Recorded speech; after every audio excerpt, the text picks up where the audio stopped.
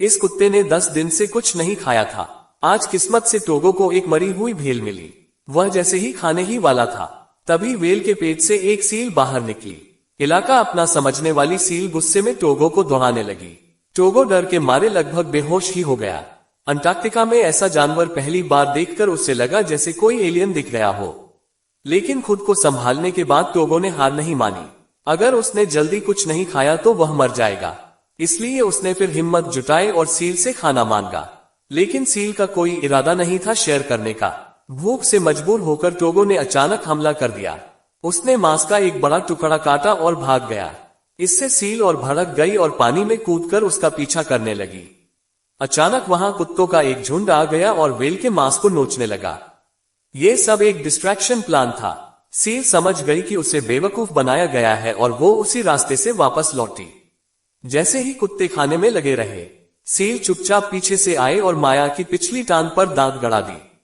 बाकी कुत्ते डरकर इधर उधर भाग गए, लेकिन टोगो नहीं डरा। वो सील की पीठ पर कूद गया और पूरी ताकत से पलटवार किया। ये देखकर बाकी कुत्तों को भी होश आ गया और वो भी लड़ाई में कूद पड़े।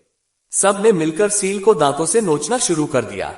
लगातार हमले से सील पागल हो गई और आखिरकार पानी में कूदकर भाग गई। इस अफरा-तफरी में कुत्तों की जीत हुई, लेकिन लीडर माया मुश्किल से खड़ी हो पा रही थी। उसकी पिछली टांग बुरी तरह जख्मी थी। अपने साथियों को और दुख ना हो इसलिए माया दर्द सहते हुए खड़ी हुई।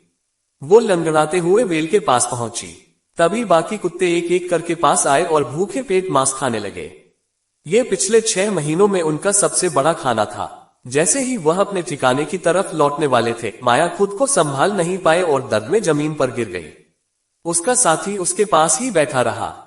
बर्फ और तूफान के बावजूद उसे अकेला नहीं छोड़ा। उस दिन के बाद टोगो ने जिम्मेदारी संभाल ली, लेकिन जब भी उसे खाना मिलता वह पहले माया के सामने रखता और खुद पीछे खड़ा होकर इंतजार करता कि वो बांटे। लेकिन माया खाना वापस धकेल देती। झुंड की इज्जत उसे बोझ बनने नहीं देती थी। माया चाहती थी कि उसके साथ ही कम तकलीफ में। ये देखकर बाकी सदस्य भी वैसा ही करने लगे। टोगो का ये रवैया सबको समझ आ गया था। फिर भी जब खाना दोबारा माया के सामने रखा जाता, सब यही चाहते थे कि वह उनके साथ जिंदा रहे। अब बताओ, अगर तुम टोगो की जगह होते तो क्या तुम भी अपना खाना सबसे पहले